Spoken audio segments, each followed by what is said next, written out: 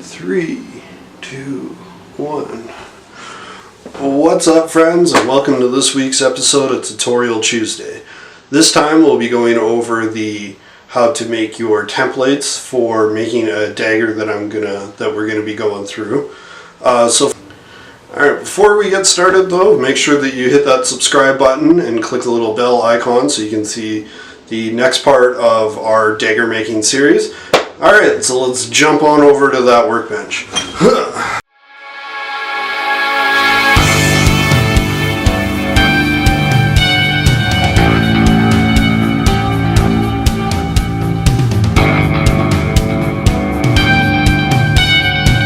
Alright, so as you can see, we've got our template laid out here. This is just drawn onto paper, and as you can see, there's actually only half of it, as we will flip the other half over when we put it onto our foam. There are various parts to this template, so we need to cut those out from the whole thing so that we have every little part of it done.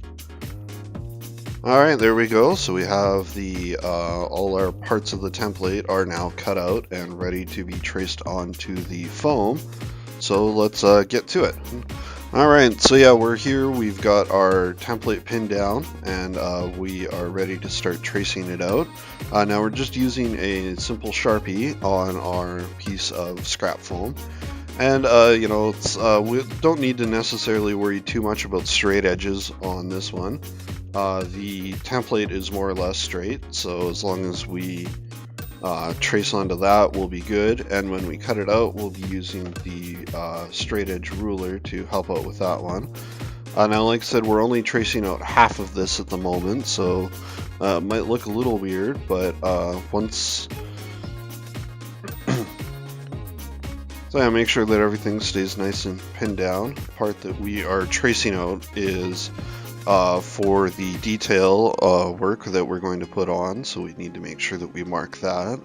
And then we've got our little groove in the blade as well too that we need to mark out. So there we go, there's one half of it. We'll just straighten up any lines and then make sure that we label all the various parts, our groove, our detail, the top and bottom parts of the blade.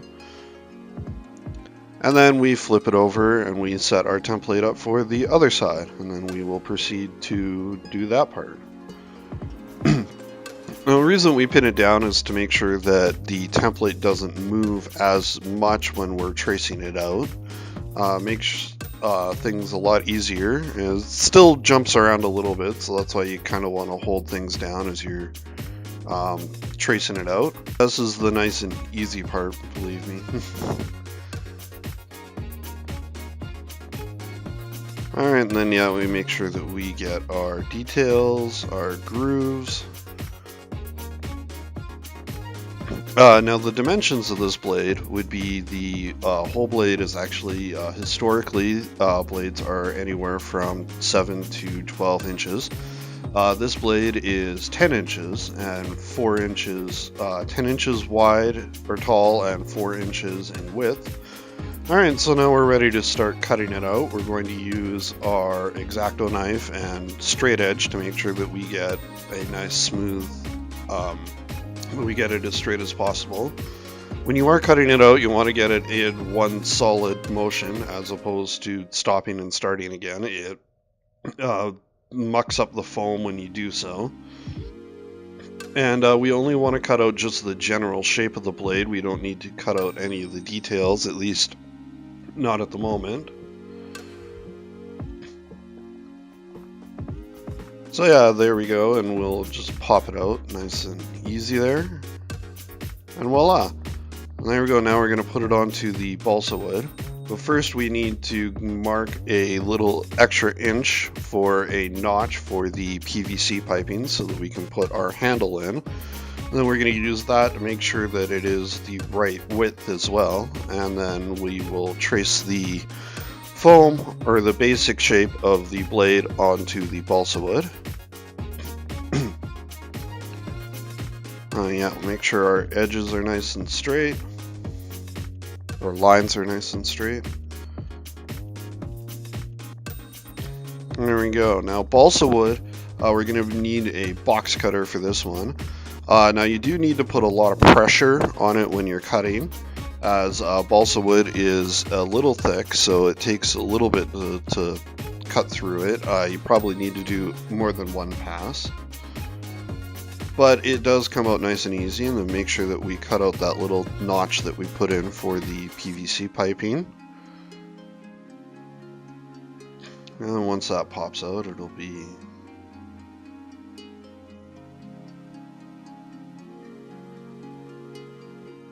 voila, and there we go. So now we're going to be going on to the crossguard. Now we're using the EVA foam, the slightly thicker foam mat one. Now normally I'd use a silver Sharpie to trace out the template, but mine all dried up before I started this, so we're using red. Really, it just needs to be any color that is visible on the dark foam. And again, same thing, we've got our little detail part that we're going to be putting in. And we're only doing one half of this, and then we will flip it over just like we did with the blade detail. Yep, we got all our little details. We'll make sure that it all lines up nice for the second half of it. Make sure that we pin it down.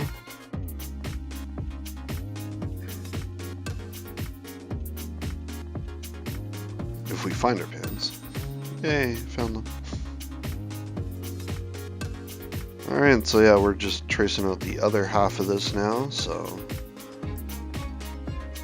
And then we will need to do this a second time as well, so that we can get the other half of it.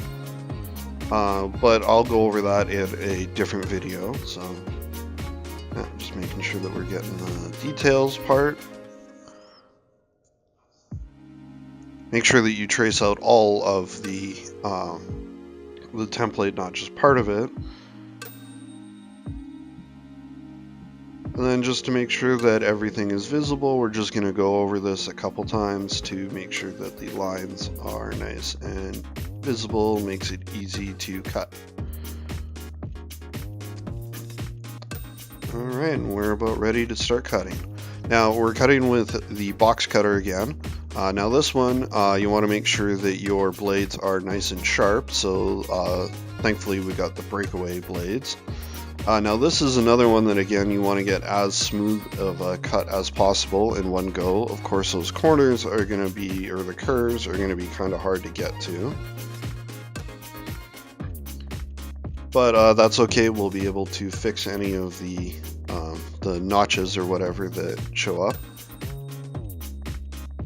Alright, and then we're able to just pop it out nice and easy there. Now, as you can see, we've got some edges around the corners there, the grooves. We'll be able to take that out with the Dremel a little later. Now here's the whole thing. We're just going to make sure that the handle is the right length for the PVC piping. That's what that little notch is for. And then we need to make sure that we can hold it one-handed, so we'll have to mark our PVC piping as to where we're going to cut it. And then we want to make sure that we get all the way around the PVC piping and a little bit around the top, as it's not exactly the smoothest cut. Now what we're cutting with is we're just using this little saw. It's got the grooves. It takes a little bit, so you're going to have to kind of get it started, but once you do get it started, it goes through real easy.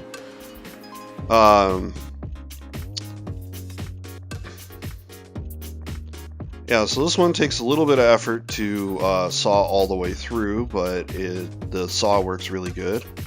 I imagine there are other things, and essentially when you get close, you can just kind of break off the little part that's left over. And like I said, we're making sure that we can hold the thing one-handed, so that's where the making sure that it's the right length. Now this you want to adjust according to your hand size and what feels comfortable for you. So the size of the handle kind of depends on you yourself. Alright, so now we've got the whole thing together. We've got all our pieces cut out, and we'll show you how it's all going to look.